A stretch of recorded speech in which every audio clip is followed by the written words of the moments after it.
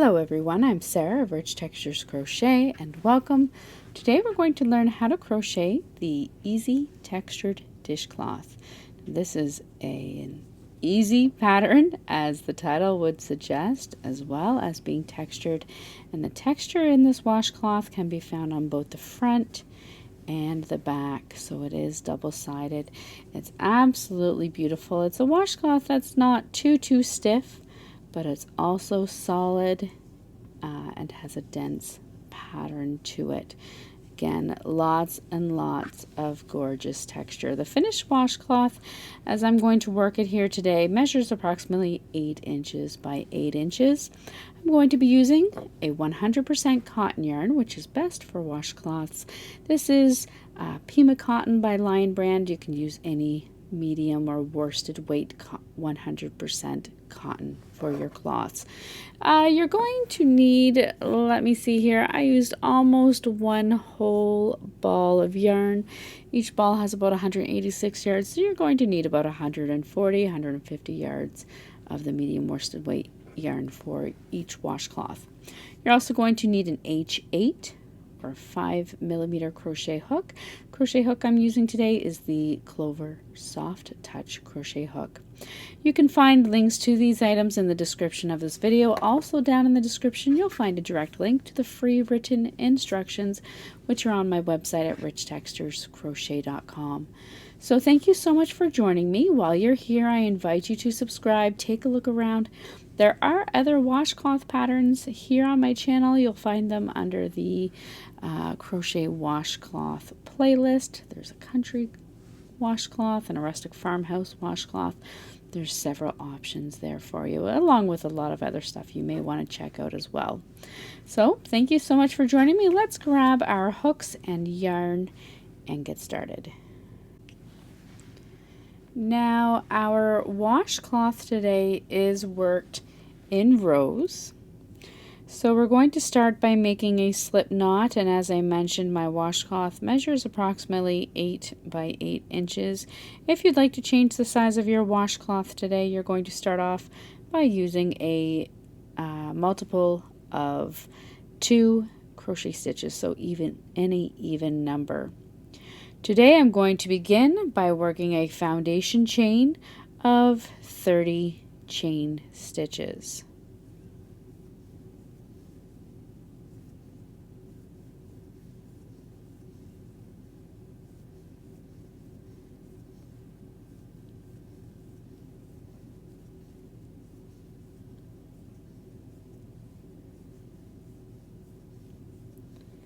Once you have that foundation chain worked, you're going to begin row 1 by working a slip stitch into the second chain from your hook, and you're then going to work a cluster stitch into the next chain. To work your cluster stitch, you're going to yarn over, insert your hook into the next chain, yarn over and drop a loop. Yarn over and pull through 2 loops, and 2 loops will remain on your hook. You're then going to insert your hook into the same stitch, yarn over, draw up a loop. You'll have 3 loops on your hook, yarn over and pull through all 3 loops. That's how you're going to work the cluster stitch in this pattern. You're then going to work a slip stitch into the next stitch. You're going to repeat this all the way across. Cluster stitch into the next stitch, followed by a slip stitch into the next stitch, all the way across until you come to your final stitch, where you will finish off with a slip stitch into that final stitch.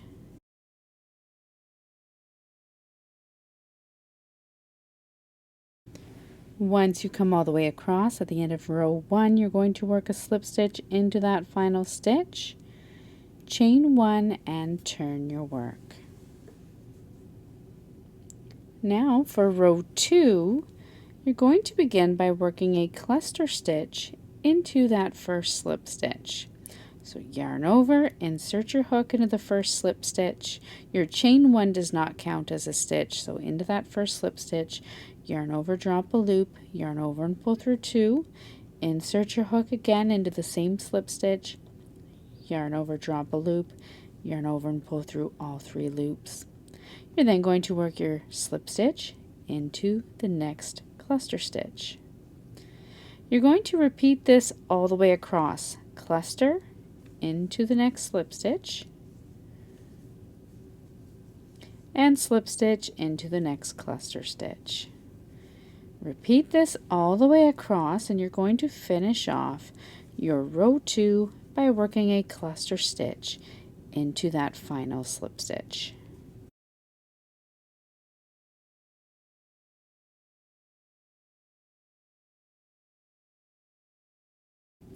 At the end of your row 2, when you come all the way across, you're going to finish off by working a cluster stitch into that final stitch.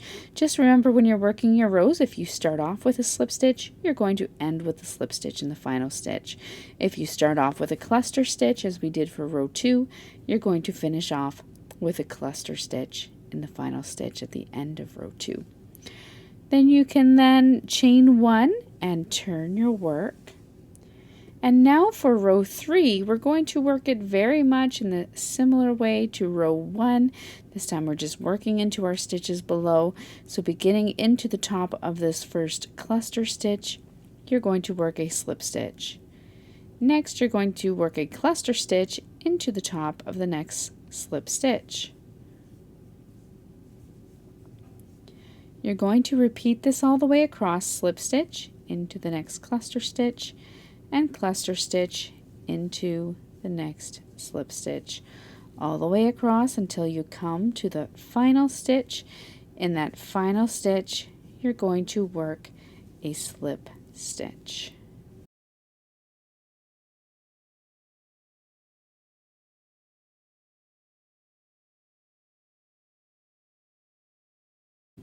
At the end of your row 3, you're finishing off with that slip stitch, chain 1 and turn your work. Now for the repeat in your washcloth pattern, that is it. For rows 4 through to 35, you're simply going to repeat your rows 2 and 3 until you come to row 35, or until your washcloth is square. So depending on your gauge, it might be slightly different than mine, and you may need to work more or less rows to get the sized washcloth that you desire, and that's okay. Just work until your washcloth is the desired size, or until you have 35 rows. Once you have done that, you can meet me back here, and we're going to go over how to work the simple textured edging to the washcloth.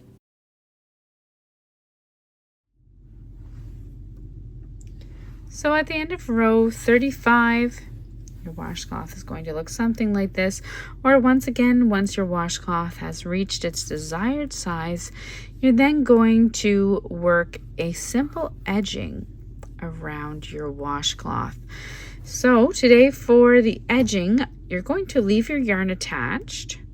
Okay, and you should be over here in your far corner. You're going to chain 1. And you're now going to work a reverse single crochet in each stitch across the top of your washcloth. To work your reverse single crochet, you're simply working into the previous stitches. So I work from right to left. When you're working the reverse single crochet, when I'm working it, I'm going to actually be working from left to right. So I'm going to work in the opposite direction, inserting my hook into the previous stitch. So starting into this first stitch, we're going to bring our hook back, insert your hook into that first slip stitch or the previous slip stitch, yarn over, drop a loop, yarn over and pull through 2 loops. I'm then going to go into the next previous stitch, and that's a cluster stitch. So bring my hook back, insert it into the cluster stitch, yarn over, drop a loop, yarn over and pull through 2 loops. You're going to continue working this all the way across the top of your washcloth. And as you do, you're going to see that you're going to get this kind of twisted, corded ridge all the way across the top of your washcloth. I really love this look. So you can see it coming out now in mine. Just like so, all the way across.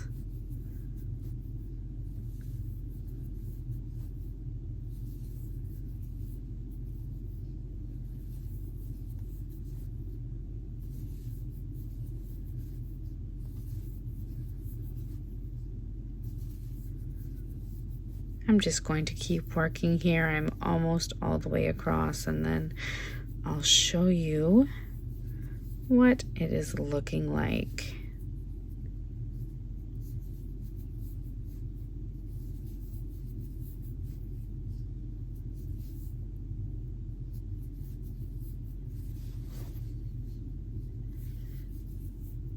So keep going in each stitch all the way across the top.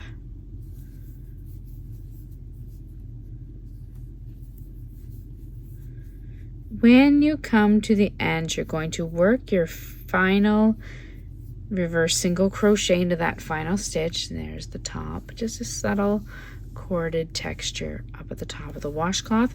You're then going to turn your washcloth so that you're then working along this rough side. And you're going to continue working your reverse single crochet stitches all along this rough side.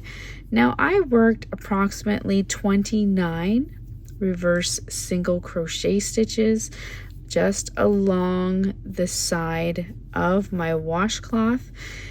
It's up to you. If you wish to work more or less, you certainly can.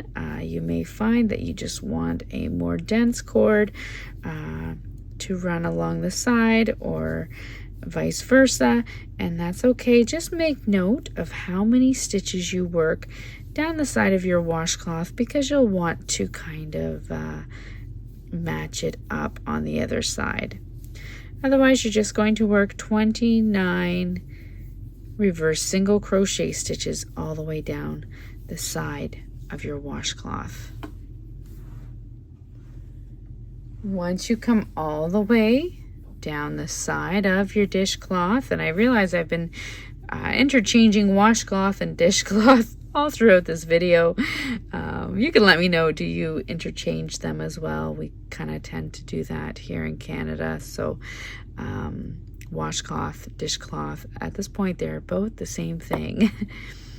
Once you come along the side, when you come to the bottom of your washcloth or dishcloth, you're going to again work 1 reverse single crochet stitch into each of the stitches all along the bottom of your dishcloth.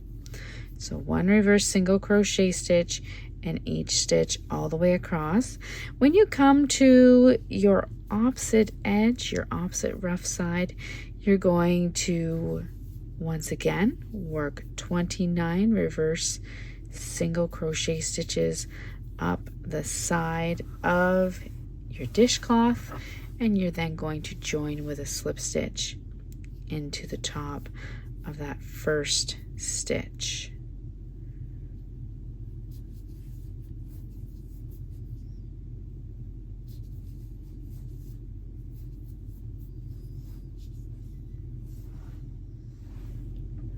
When you come up that final side of your washcloth, you're going to simply join, and I like to just kind of turn my work and then join with a slip stitch just into any space kind of under or around that first stitch. You're then going to fasten off, weave in any ends that you may have sticking out there, and that's it. That's how you work this easy textured dishcloth. It's absolutely wonderful. You can make some for yourself, make some for your friends or family, or for craft sales if you're into selling at craft sales. They're just a wonderful dishcloth to have on hand. So thank you so much for joining me. Once again, I invite you to subscribe. Take a look around. This channel is updated every single week, so there's always something going on. And I look forward to seeing you again soon. Until then, happy crocheting. Bye.